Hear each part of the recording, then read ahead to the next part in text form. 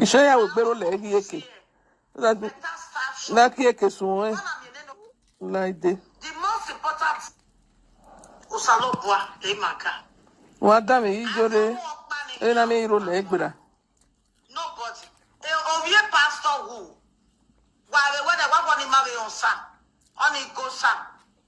He married me by Jadiesiki. And tell me how. Okay? We are not serving dead people. Hey, what damn is your day? The most important. Oh, damn it, huh?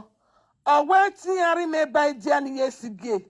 Yeah, they are not serving dead people. If you're a woman, any cowega. Jore, woman, when you cowega. He done yesterday to me, Namio. He got woman with done yesterday, give one Jore. He so, I done yesterday, give one. Only a picture ya to wire. Eh, Jore. What am I, Jore? We don't know your picture ya to wire fair. So I didn't yesterday give one. Here, some what am I, Jore? My gebo, only your body me one like I'm against ebo. E me mami oe. Danny yesterday where he gonna nika bono.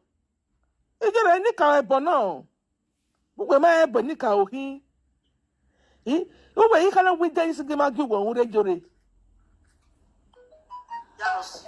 I don't want to hear who pastor Dausa. Now what for you?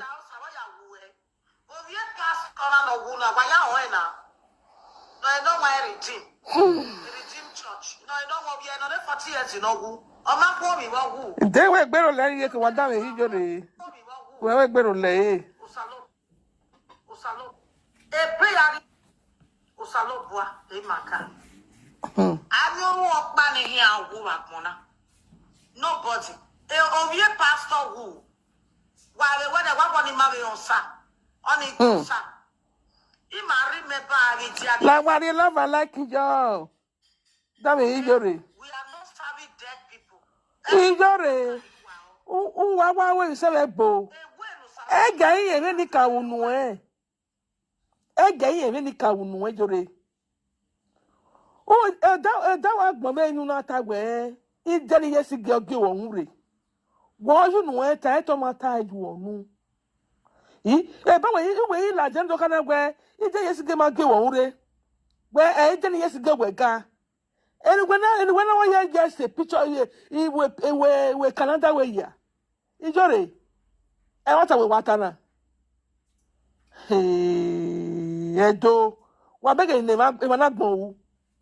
What begging them not go? Enjoy not why you have a man who can have day. Enjoy like that where it's done yesterday, go on Uri. Here, Nika, eh, ga. Enjoy, you can't win again, Nika. Yeah, then yes, go ure. Jore. When I get picture ya hey. Anjore. A picture with Jolly, where you have your good wedding now. When I went in Yahweh, a calendar again, yes, Yaku cookie. Yakun. One many young Baba Jore. What get one? The most important thing I will sacrifice. My gabo, only your money me one like. I'm against ebo. My good people in the house. Well, it's your Pastor Dausa, why are you? Oh, yeah, Pastor Noguna, why are you now? No, I don't want a regime church. No, I don't want to be another 40 years in Ogu. I'm not going to be. So there is nobody where not go die. Not to say because you do my prayer points. You go say not be Christian, not be God. Why you are why you rene? Why not cause a problem if they not pay? Why not confessing? What do I mean a prayer point in it? Do you understand? My prayer point cannot kill anybody. My prayer point cannot make you blind. My prayer point cannot remove you from work. Anything that happened to you, it comes from the Almighty God. If you call yourself a Christian, if na person get hand for inside, God Almighty. The no way Christian yeki. No ya lantia. Why me Bible be your day? If you know why me generate a Bible the no ya lantia, not take by Christian. Injury. So when I wait to what the civil they are doing now. When I wait to why they are not getting boy your bun. In when I wait, we done yesterday out you way. A most of local club of the work back of a bobba. Una do ya we go away bo jore no ya be washing here. O we can na we e jere yes go gbo hure jore. Yeah, you are not serving a dead why get go on ogu. Why you want time on ogu ga? Unwa ke la jore. O ma tight wonu. E fi ya ni uro. Una ka we jere yes go gbo hure. We waga. Ha jore. Why you go work when 1999? Where you get yesterday? Why you were with Canada? Why I? Anyway, yeah. You know where, yeah? What was better than all the other? Because he can't wait one day. What done here? Osalobua, Emaka. I know what money here who are gonna. Nobody.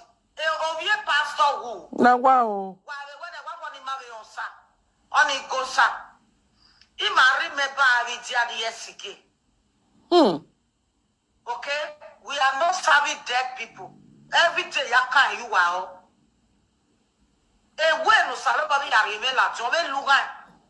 The most important thing, my way sacrifice. My gebo. Only your money me one like. I'm against ebo. My good people in the house. I don't want money here. Pastor Dausa, why you Ovie pastor na no guna why you na. No, I don't want redeem. You got if you have way, if you're to way. Near again when sort of near again who. Yago me by no go Manchester. Full me by one no, Yama high. Why have we do your me by a go Manchester? Why have we London? I have probably water and a Jemiba. Oh, when most of the wagon, never laugh for narrow if I woo. The member say, I want to get you home. Yeah, come where you go. Yeah, no, will not be no. Ah, here. Talaja, or you can't go away.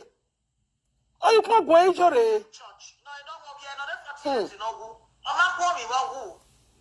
So there is nobody when not go die. Not just because you do my prayer point. Take your call.